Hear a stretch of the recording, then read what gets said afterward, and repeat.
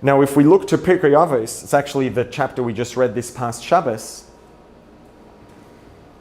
There are many different Tanoim, sages of the Mishnah, who give us, lots of really important and valuable advice. One of the most prominent of all the sages throughout all of the oral Torah is Hillel HaZaken, right? The story of someone who wasn't Jewish, was considering converting. He came to Hillel, and he asked Hillel, could you tell me everything on one foot? What did Hillel say? Don't do to others what you don't want done to yourself. This is the whole Torah. Everything else is commentary. That's Hillel. The same Hillel who said that and said this is the foundation of Torah Judaism, that same Hillel also said in this past week's chapter of Pirkei Avos, Heve mitalmidav shel Aaron HaKohen, be among the students of Aaron HaKohen. Aaron the high priest, the brother of Moshe Rabbeinu.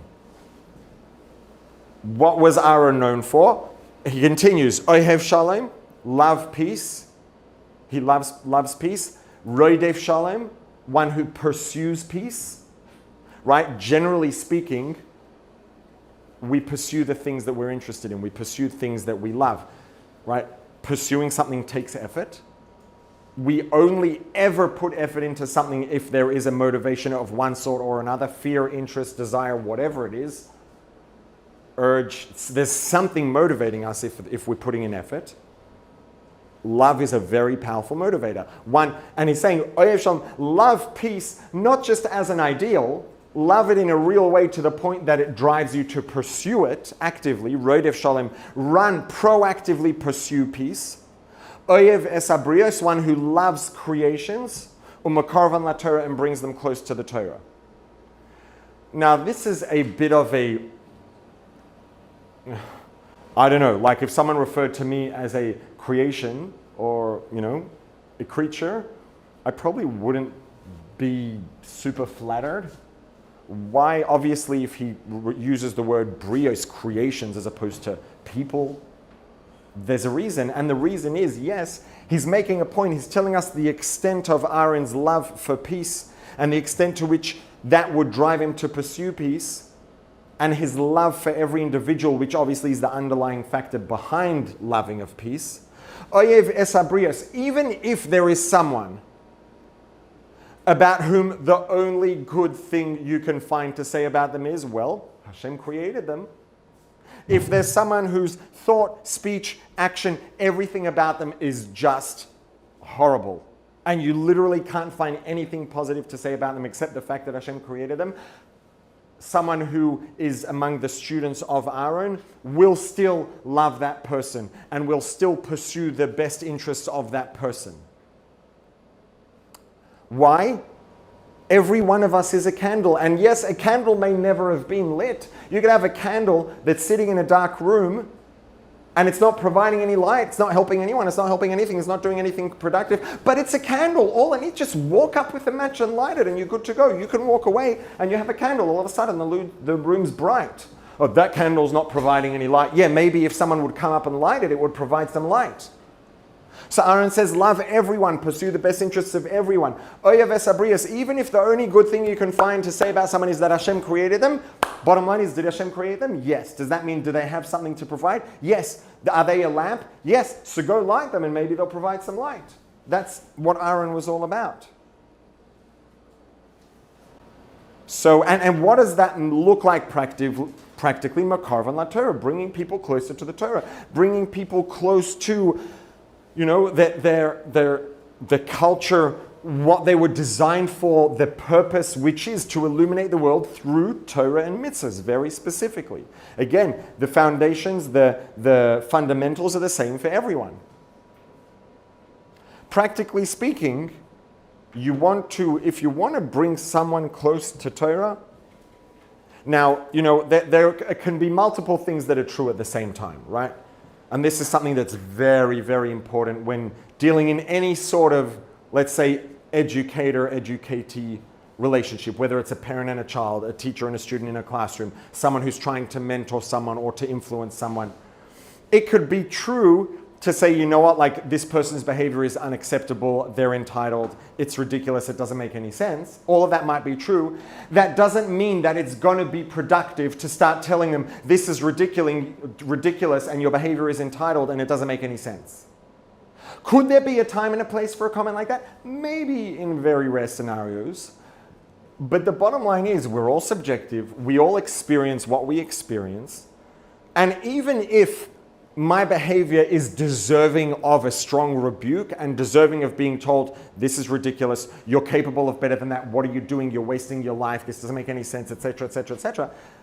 It doesn't mean that if someone tells me that, that's the most likely thing that's going to be the most helpful in terms of actually getting me to change, right?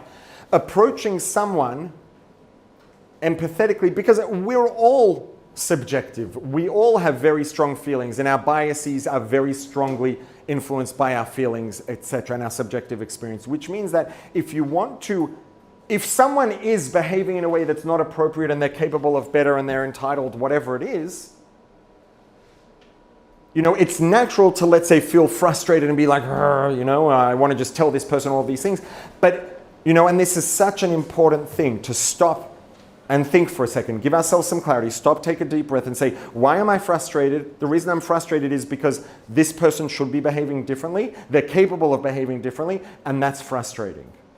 Okay, so if the reason I'm frustrated is because this person should be behaving differently, that means I want this person to behave differently, right? Yes. So the correct response to that frustration is going to be the thing which is the most likely to lead them towards that behavior, which is almost never going to be the natural response that tends to come out of our mouth when we're frustrated if we didn't stop and create space to think about this and to think it through, right? And to say, okay, well, is the frustration, it might make sense, it might be true.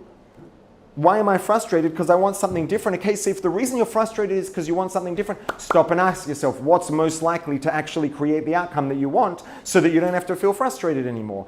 And 999 times out of 1,000, if not more, the response that's going to be the most effective is one that's empathetic. Right now, empathy is not sympathy, right? Empathy means trying to feel what the person feels. Try to actually understand what's their experience, what are they going through, why are they behaving the way that they're behaving. And the moment that we manage to see another person's experience, to really, really feel where they're coming from and why they feel the way they're feeling, which is leading to the behavior that they're behaving, that puts us in such a different place to be able to say, okay, so then what are the things that are missing that I can provide to help bring this person towards where I want them to be? Right? If we can stop and make the space to do that, the response is likely going to be very different to what it would have been if we hadn't taken the time to think this through. And chances are, even if we are not the best at this and we don't come up with the ultimate perfect, just the fact that we stopped and asked ourselves these questions and took a deep breath and thought it through, chances are, and it's also something that it's a skill that we learn and we get better at, chances are, even the first time we try it, even if we're not particularly gifted at it, the response that results is going to be 1,000 times more productive than the response that would have come out as a natural expression of the frustration. Because just the gap between the response being the natural outburst that results from frustration as opposed to the response that results from asking ourselves, why are we frustrated? What's most likely realistically to practically increase the likelihood of us getting to the outcome that we want? They're different worlds. Right? And this is why Aaron, his approach was oyev es habrios, love, even if the only good thing you can say about someone is that they're a creation of Hashem and they're doing everything wrong. So why are you frustrated? Because their behavior is wrong and you want their behavior to be better. So stop and ask yourself, what's the most likely way of doing that? Oyev es habrios. Aaron loved everyone. Umakarvan la Torah. And as a result of his love for people, he was able to bring them closer. Now, there are two parts to this, and the Alter Rebbe makes this very clear, because this could be misunderstood as, sort of a manipulation and you just sort of behaving as though you like someone or you love someone or you care about them because there's an outcome you want and this is the way to get what you want, which is manipulative. But the Alter Rebbe in Perek Lamed Beis of Tanya says that that is not what this is about. The Alter Rebbe says, even if through your Avas Yisrael, through your love, you don't bring them closer to Torah at all, what happened? So you loved someone. Is that bad? The mitzvah of Ahavta l'reacha kamocha. It's like, that is something that in and of itself, first of all, is invaluable, period, even if nothing else ever comes of it. This is an invaluable, positive thing. It just so happens to be that it's also the most effective way to bring people closer to Torah and mitzvahs.